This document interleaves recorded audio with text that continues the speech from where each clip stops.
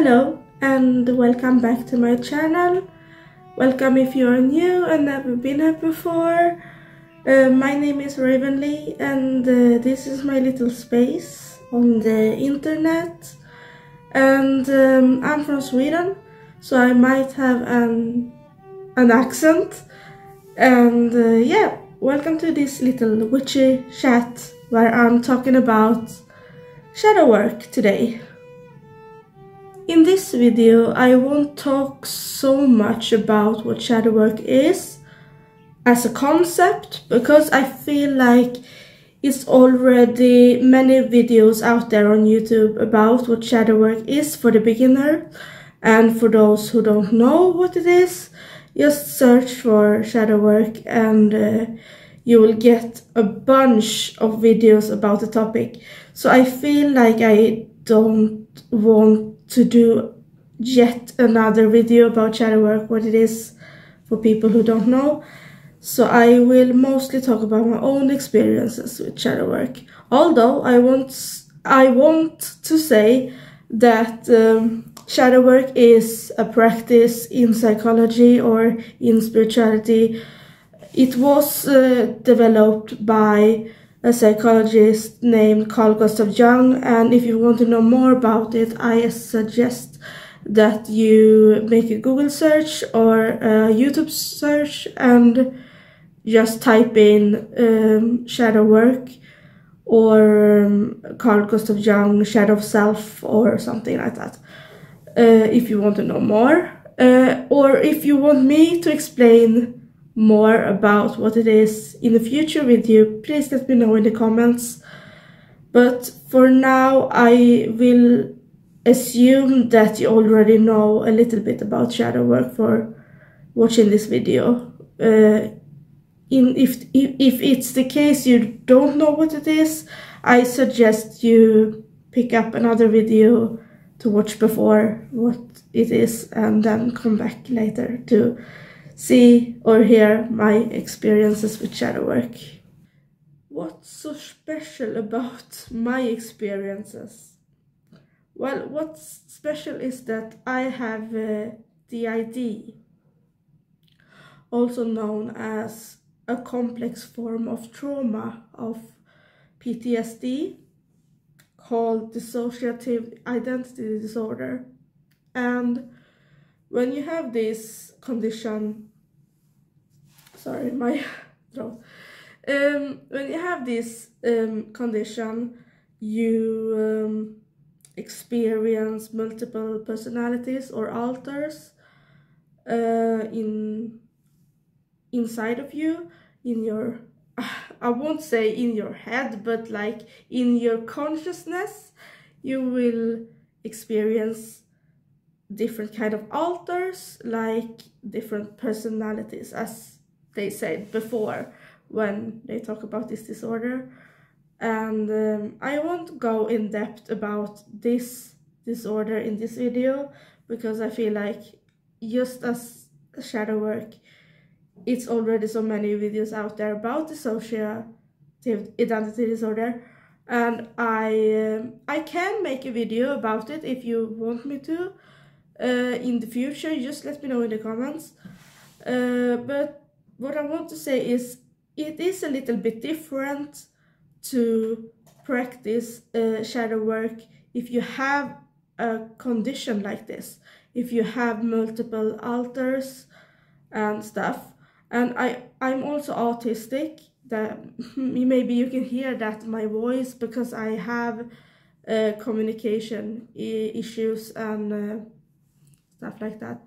So it is a little bit different for a neurotypical, that was a hard word, neurotypical person to practice shadow work, and an autistic and a neurodivergent person to practice shadow work. I think there are differences, actually. I don't know if that's ableist of me to say. I don't think so, because I think it's a difference when you have like a standard mind and when you have an alternative mind. I think there are differences in as well not a mind that is not well. And if you have alters or multiple personalities, I think it can be different when you practice shadow work.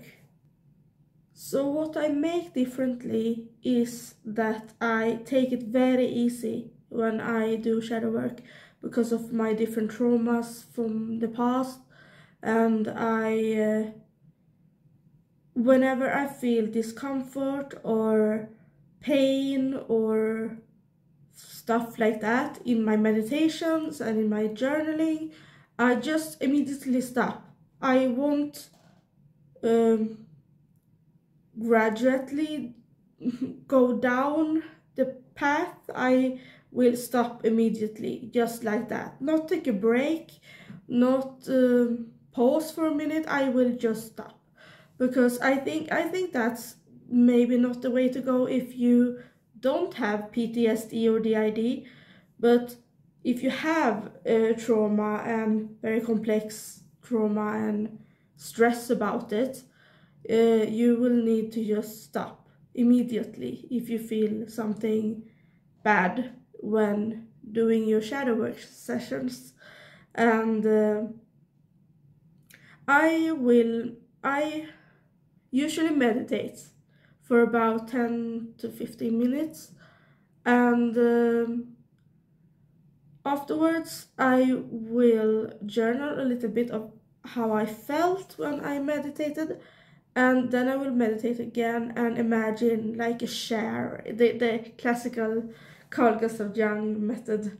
I will imagine a chair and someone in the chair. It can either be someone else, or it can be it can be myself, or it can be my younger self or my future self, or like one of my alters in the chair or something like that. And I will talk to them, speak to them, ask my spirit guides for advice, and I will ask God for advice. I am a Christian, as I have said in other videos. I'm Christo-pagan, so I believe in God, and I will ask God for advice. I will ask my spirit guides for advice while doing this share method. And I meditate, so it's a share inside of my mind, and I just do that for as long as it takes. Maybe it can be 20 minutes or something. Afterwards, I will journal about it and ask myself questions, maybe draw a tarot card to clarify some things about the higher self when I figuring out what's going on. Maybe I will draw an oracle card or a tarot card or something and do a reading for myself alongside the shadow work session, and so on. I have actually just recently started with shadow work, so I haven't done it for very long. I have done it for like almost a year or 6 months or something. That is not a very long time, at least not for me, since I have been practicing witchcraft for about 15 years, or at least been interested in witchcraft for at least 15 years.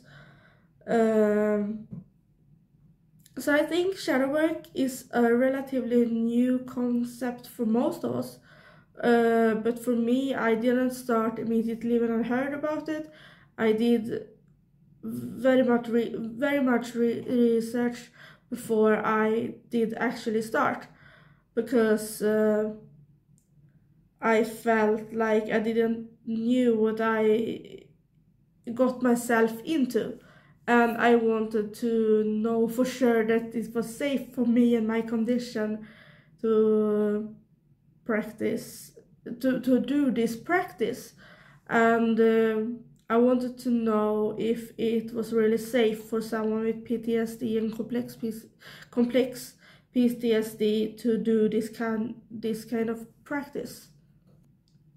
I'm staying up this night to do some workings and some spirit work, and also to celebrate my own birthday before everyone else does. I'm turning 30 years old today. I don't know if it is today when this video goes up. I think I will upload this video already today. So today is my birthday. I'm 30 now. And I will celebrate myself, like I said, before everyone else does that. So I'm spending the night with workings, magical workings, and tarot readings, and researching for videos, and just doing things that I enjoy. And yeah, I don't know really what more to say. I just wanted to upload something today, and I will soon enough go through this beautiful tarot deck called Tarot of the Divine, inspired by deities, folklore, and fairy tales from around the world. It's beautiful, and it's by Yoshitani. I don't know if I pronounced that correctly. Yoshitani, and it's really beautiful. I have never seen such a beautiful deck in my entire life, and I want to show it to you. If you own this deck, please let me know. If you want this deck, please let me know. Not this particular deck, because this is my deck, but if you have this deck on your wish list, I won't give away my deck, so that wasn't what I meant. But if you have it on your wish list, let me know. And who else does tarot readings here on YouTube? I don't know. It's one of my primary practices in Minecraft. I do a lot of spirit work and deity work and stuff, and I use tarot as my main divination tool. Who else is a tarot practitioner here? I want to know. Please let me know. Please chat with me in the comments. It's nice to read all your comments. Yeah, so that was it for today, and I see you in my next video. Thanks for staying with me in this witchy chat, and I see you soon. Bye!